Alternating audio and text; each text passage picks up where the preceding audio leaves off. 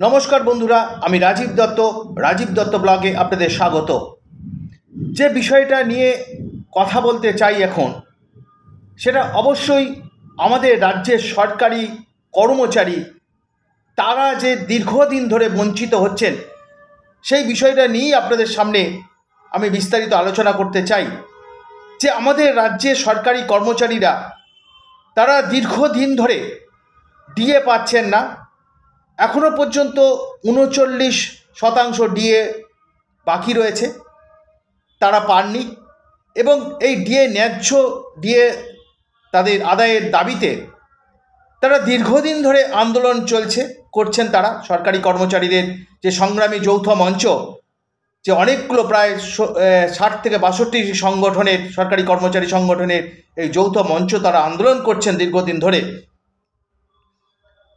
কিন্তু এখনো পর্যন্ত সেই কিছু ফয়সালা হয়নি। জানেন যে ডিএ মামলা, সেই মামলা সুপ্রিম কোর্টে রয়েছে। রাজ্য সরকার সুপ্রিম কোর্টে আবেদন করেছে এবং সেই সুপ্রিম কোর্টে 2022 সালেই শুনানি হয়েছিল, তারপরে কোনো শুনানি হয়নি।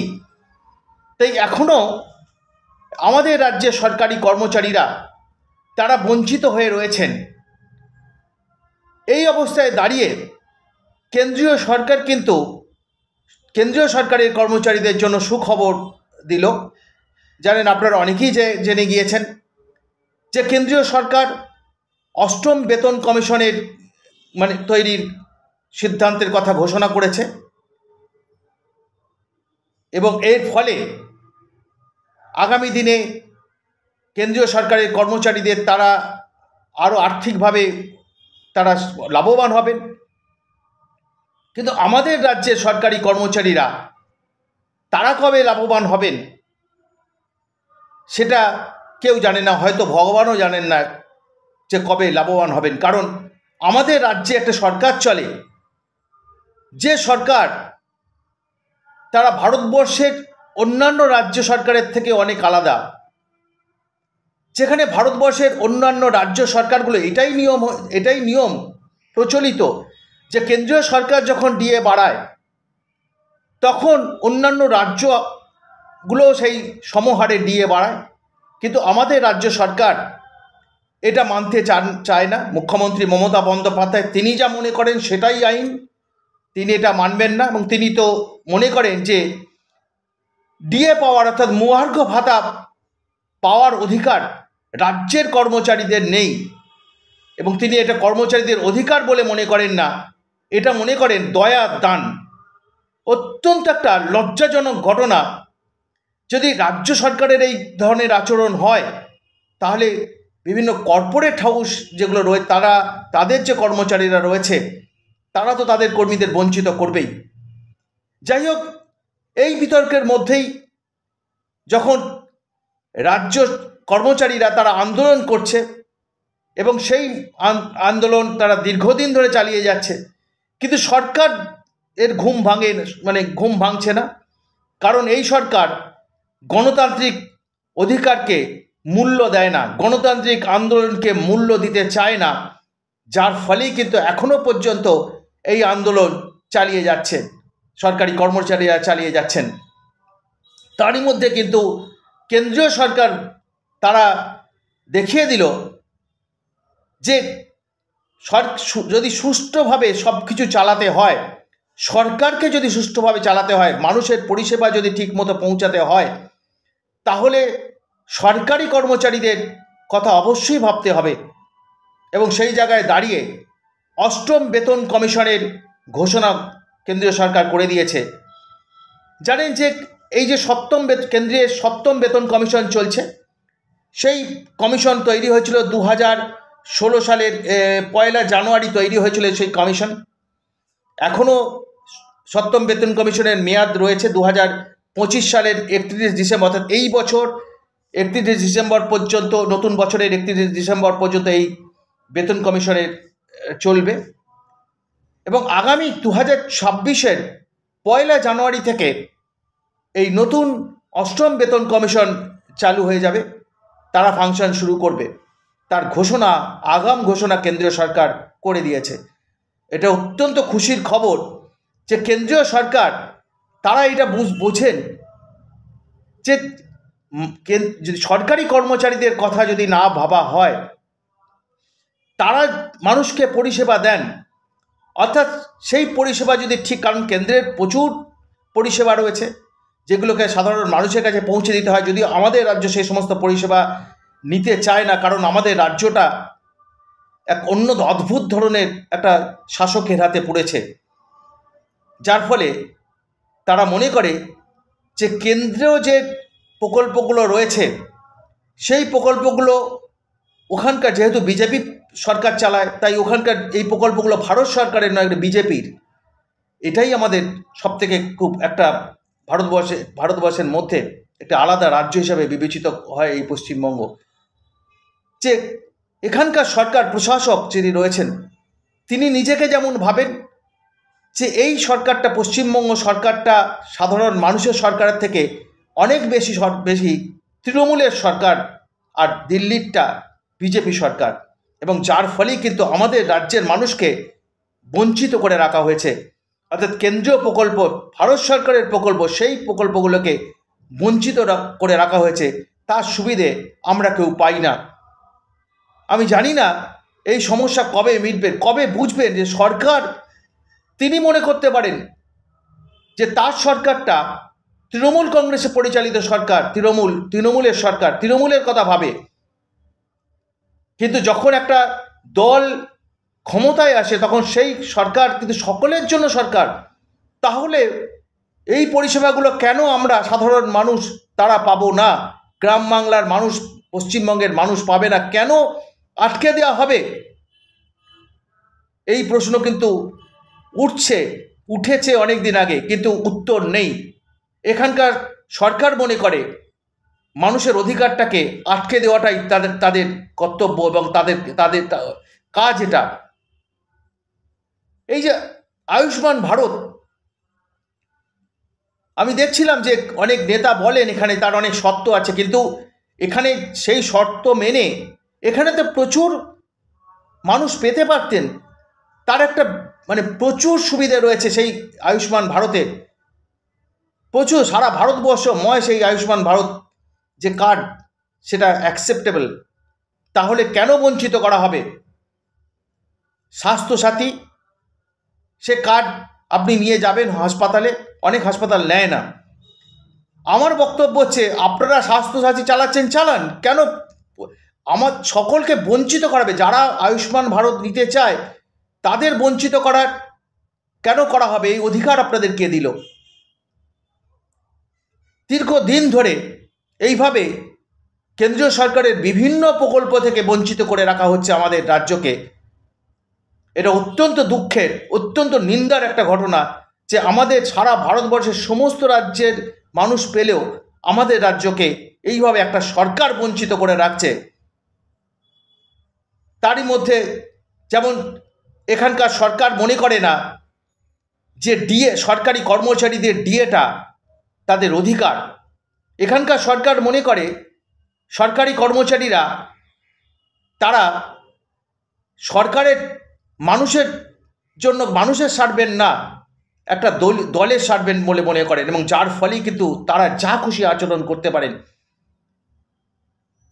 এত দিন ধরে ডিএর জন্য আন্দোলন করছে, এটা কেন হবে? কেন এই জিনিসটা দেখতে হবে যে আমাদের একটা সরকারি কর্মচারী, রাজ্য সরকারকার কর্মচারী, যখন তিনি কেন্দ্রের ডেপুটেশনে যান, আবার যখন ফিরে আসেন তখন তার বেতন কমে যাচ্ছে।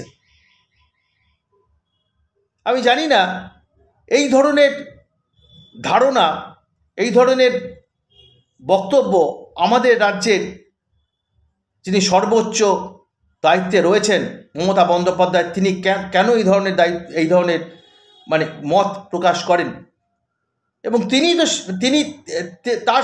তিনি সব দিচ্ছেন, আপনি দিন, কিন্তু কেন্দ্রীয় সরকারের প্রকল্পগুলোকে বঞ্চিত করা হবে কেন? সাধারণ মানুষকে, তেমনিভাবে সরকারি কর্মচারীদের ডিএ থেকে বঞ্চিত করা হবে কেন? আপনি কি আলাদা? সারা পশ্চিমবঙ্গ, সারা ভারতবর্ষের সমস্ত রাজ্যের মানুষ যখন কর্মচারীরা পাচ্ছে, তাহলে এখানকার রাজ্যের বঞ্চিত হবে কেন? জানি না শেষ পর্যন্ত সুপ্রিম কোর্ট যেহেতু সুপ্রিম কোর্টে মামলা রয়েছে, কলকাতা হাইকোর্ট এই নির্দেশ দিয়েছিল ডিএ মিটিয়ে দেওয়া, বকেয়া ডিএ মিটিয়ে দেওয়ার জন্য। সেইটাকে চ্যালেঞ্জ করে সুপ্রিম কোর্টে গেছে রাজ্য, কোটি কোটি টাকা খরচ হচ্ছে। আমি জানি না এই ফয়সালা কবে সুপ্রিম কোর্ট করবে, কারণ সুপ্রিম কোর্টে পশ্চিমবঙ্গের সময় সুপ্রিম কোর্টও যেন এখন আর এই পশ্চিমবঙ্গের উপরে গুরুত্ব দেয় না, কারণ জানে এখানে একটা শাসক আছে, যে শাসকরা তারা নিজে অনেকটা স্বেচ্ছাচারীর মতো। যেমন তারই মধ্যে কিন্তু এই সরকার কিন্তু বারবার তারা কেন্দ্রের বিরুদ্ধে অভিযোগ তোলে, কেন্দ্রের বঞ্চনার বিরুদ্ধে অভিযোগ তোলে, অথচ নিজের রাজ্যের মানুষকে বঞ্চনা করা হচ্ছে। আমরা তো কেন্দ্রের প্রকল্পগুলো পাচ্ছি না, এটা তো আমাদের বঞ্চনা করছে সরকার, রাজ্য সরকার। তেমনি পশ্চিমবঙ্গের সরকারের যারা সরকারি কর্মচারী তারা ডিএ পাচ্ছেন, এর সরকার বঞ্চনা করছে। এই বঞ্চনা কতদিন চলবে আমরা জানি না, তবে এটা অত্যন্ত একটা দুঃখজনক, লজ্জাজনক ঘটনা যে এই ভারতবর্ষের মধ্যে একটা সরকার চলছে, যে সরকার কোনো নিয়ম নীতি তোয়াক্কা করে না, তারা যেটা মনে করে সেটাই করে। এবং তারই মধ্যে কিন্তু তারা অভিযোগ তোলে যে কেন্দ্র বঞ্চনা করছে, কেন্দ্র বঞ্চনা করে। বঞ্চনা তো আপনারা করছেন, যখন সরকারে যে যায় তখন সরকারটা হয় সকলের, সরকারকে সকলের কথা ভাবতে হয়। তাই সরকার, কেন্দ্রীয় সরকার তারা আগাম ঘোষণা করে দিয়েছে যে 8ম বেতন কমিশন তৈরি হচ্ছে, কারণ কেন্দ্রীয় সরকারের কর্মচারীদের আগামী দিনে আর্থিক লাভ দিতে। এই অবস্থায় দাঁড়িয়ে আমরা আশা করব যে রাজ্য সরকার তারাও তাদের জেদ ছেড়ে তারাই বকেয়া ডিএ মিটিয়ে দেওয়া, তাদের একটু শিক্ষা নেওয়া উচিত কেন্দ্র থেকে। এবং যারা এই রাজ্যের যারা সরকারি কর্মচারী আছে, অন্তত করে অধিকার থেকে তারা বঞ্চিত করা উচিত নয় এখানকার মানুষকে এবং এখানকার সরকারি কর্মচারীদের। কেন্দ্রীয় সরকার যেখানে 2025 এখনও অনেক দিন, সবে বছর শুরু হলো, 2025-এর 31 ডিসেম্বর পর্যন্ত এই 7ম বেতন কমিশন চলবে। 6টি বেতন কমিশন হয়ে 7টি বেতন কমিশন হয়ে গেছে, 7ম চলছে, 8ম বেতন কমিশন এখনও এই জাস্ট বছরের শুরুতেই কিন্তু 8ম বেতন কমিশন ঘোষণা করে দেওয়া হলো। আর আমাদের রাজ্য নাকি সবেতেই এগিয়ে আছেন। আমি দেখি মুখ্যমন্ত্রী বলেন সব সময় যে আমাদের রাজ্য সবেতেই প্রথম। কোন দিক দিয়ে প্রথম আমি জানি না, তার বাস্তব চিত্রটা দেখলে পরিষ্কার হয়। যদি দেখেন যে তখন আপনাদের পরিষ্কার হয় যে প্রথম না সবার শেষ, সেটা বুঝতে পারবেন। আর সেই পশ্চিমবঙ্গে এখন চলছে 6ষ্ঠ বেতন কমিশন এবং সেই সঙ্গে 39% বকেয়া ডিএর দাবিতে আন্দোলন চলছে। তাই সরকারি কর্মচারী তারাও চাইছেন এই 39% ডিএ মিটিয়ে দেওয়ার পাশাপাশি 7ম বেতন কমিশন তৈরি করা হোক। রাজ্য সরকার একটু ভাবুক। তাই আশা করব যে শুধু বঞ্চনা অভিযোগ তুললে, কেন্দ্রের বিরুদ্ধে বঞ্চনার অভিযোগ তুললে হবে না। এটা মনে রাখতে হবে যে এই রাজ্যের মানুষকে বঞ্চনা করছে খোদ সরকার, রাজ্য সরকার যেমন কেন্দ্রীয় সরকারের প্রকল্পগুলোকে পেতে দিচ্ছে না এই রাজ্যের মানুষকে, কারণ প্রচুর মানুষ কেন্দ্রীয় সরকারের প্রকল্পগুলো নিতে উৎসাহী।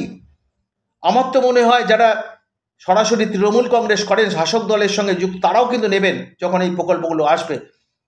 তাই এই প্রকল্পের সুবিধে পেলে আপনাদের কোথায় অসুবিধা আমি বুঝতে পারি না। আসলে ভোট রাজনীতি করতে করতে এমন একটা অবস্থা হয়ে গেছে, শুধু ভোটের দিকে তারা তাকিয়ে ভোটের রাজনীতি করেন, এবং যার ফলে কিন্তু এই সবসময় তারা আমি দিচ্ছি, আর যা দেন সেটা কেন্দ্রের প্রকল্প থেকে অনেক কম, তাও বেশিরভাগ অর্থ কিন্তু কেন্দ্রের সঙ্গে যৌথ।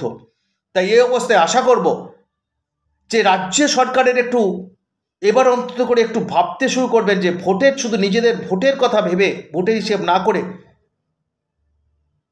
বাস্তব ধারণাটা তারা বাস্তবতা তারা বিশ্বাস করতে শিখুন। মানুষের অধিকারটা ফিরিয়ে দিতে শিখুন। শুধু কেন্দ্রের বিরুদ্ধে বঞ্চনার অভিযোগ করবেন না, আপনারা এটাও বুঝুন যে মানুষকে বঞ্চনা করছেন, আপনারা এখানকার সরকারি কর্মচারীকে বঞ্চনা করছেন। তাই আপনাদের বিরুদ্ধেও বঞ্চনার অভিযোগ উঠছে, সেই বঞ্চনার অভিযোগ যাতে আর না ওঠে তার জন্য যে যে সিদ্ধান্তগুলো নেওয়া উচিত সেগুলোকে নিন আপনারা।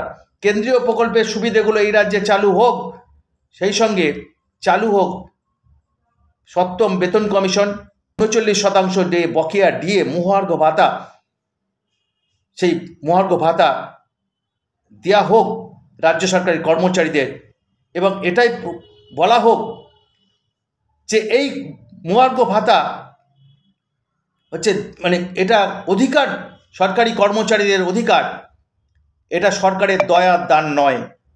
আপাতত এইটুকুই। পরবর্তী ক্ষেত্রে আরও অনেক বিষয় নিয়ে আপনাদের সামনে উপস্থিত হব। শেষ করার আগে সকলকে বলি, আমার চ্যানেলটি লাইক, শেয়ার, কমেন্ট করবেন এবং আমাকে এগিয়ে যেতে সাহায্য করবেন। ধন্যবাদ।